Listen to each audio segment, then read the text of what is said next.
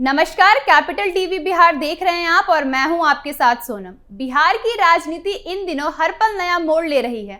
चुनाव खत्म हो चुका है, सरकार बन चुकी है, लेकिन सियासी बयानबाजी अभी भी उतनी ही गर्म है। इसी माहौल में बिहार सरकार के मंत्री और बीजेपी प्रदेश अध्यक्ष दिलीप कुमार जायसवाल का बयान आया है। जायसवाल ने उप मुख्यमंत्री सम्राट चौधरी को गृह मंत्रालय मिलने पर खुशी जताई। नीतीश कुमार को धन्यवाद तो कहा, लेकिन लगे हाथों राहुल गांधी व इंडिया गठबंधन को भी धो डाला। क्या है ये पूरा मामला, बताएंगे आपको इस रिपोर्ट में।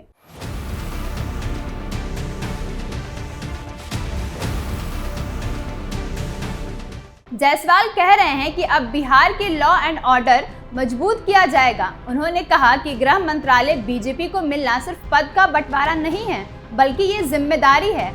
बिहार पिछले कुछ सालों से अपराध, गिरती कानून व्यवस्था और पुलिस प्रशासन की सुस्ती जैसे मुद्दों से जूझता रहा है। ऐसे में गृह विभाग बीजेपी के पास जाना एक राजनीतिक संकेत भी माना जा रहा है कि अब पार्टी को अपने तरीके से कानून व्यवस्था संभालने का मौका मिला है। खास बात ये भी है कि 20 साल में ये पहली बार हुआ है जब नीतीश कुमार ने गृह मंत्रालय अपने पास नहीं रखा। ये बदलाव अपने आप में बड़ा राजनीतिक मैसेज है। दिलीप जायसवाल ने इस फैसले को गोल्डन पीरियड की शुरुआत बताया। उन्होंने कहा कि बिहार तभी चमकेगा जब उद्योग का जाल बिछेगा और व्यापारियों को सुरक्षित माहौल मिलेगा। दिलीप जायसवाल ने ये बात कही तो विकास की, लेकिन ये भी संदेश दिया कि अब जिम्मेदारी बीजेपी के कंधों पर है और जनता उनसे नतीजों की उम्मीद करेगी। लेकिन अब बात उनके उस बयान की करते हैं जिसकी चर्चा हमने पहले की और जिसने सबसे ज्यादा सुर्खियां बटोरी। उन्होंने अपने बयान में राहुल गांधी और इंडिया गठबंधन पर सीधा हमला बोला।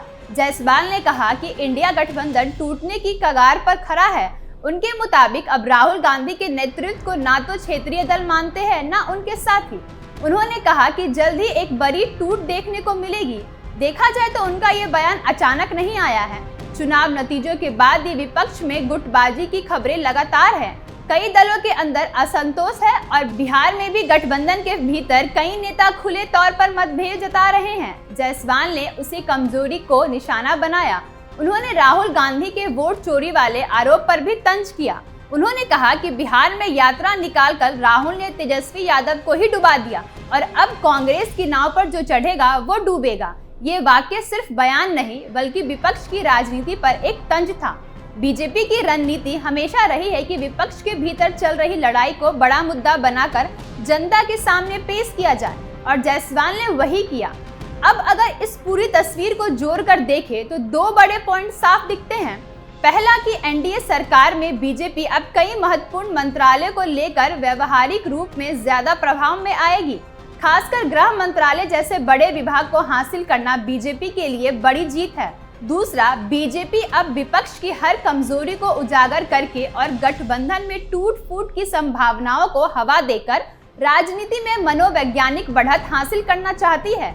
बिहार की राजनीति में ये भी दिलचस्प है कि लंबे समय तक नीतीश कुमार ने खुद को प्रशासन का चेहरा बनाकर रखा, खासकर गृह विभाग में। लेकिन इस बार उन्होंने ये डिपार्टमेंट सम्राट चौधरी को सौंपकर एक नया राजनीतिक संतुलन बनाया है।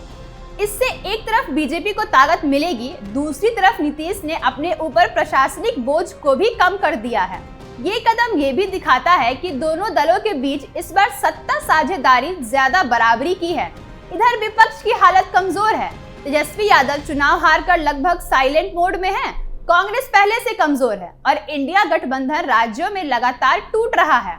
जायसवाल के बयान में राजनीतिक रणनीति भी झलकती है। विपक्ष को मनोवैज्ञानिक तौर पर कमजोर करके जनता के बीच ये मैसेज देना कि अब विपक्ष कोई विकल्प नहीं है। कुल मिलाकर देखें तो दिलीप जायसवाल का ये बयान सिर्फ एक मंत्री के तौर पर प्रतिक्रिया नहीं है, बल्कि आने वाले दिनों की राजनीति का भी संकेत है। बिहार की सत्ता में बीजेपी अपनी भूमिका मजबूत कर रही है। नीतीश कुमार पिछले मॉडल से हटकर सत्ता में नई संचालन बना रहे हैं और विपक्ष अपने अंदरूनी झगड़ों में उलझा हुआ दिख रहा है।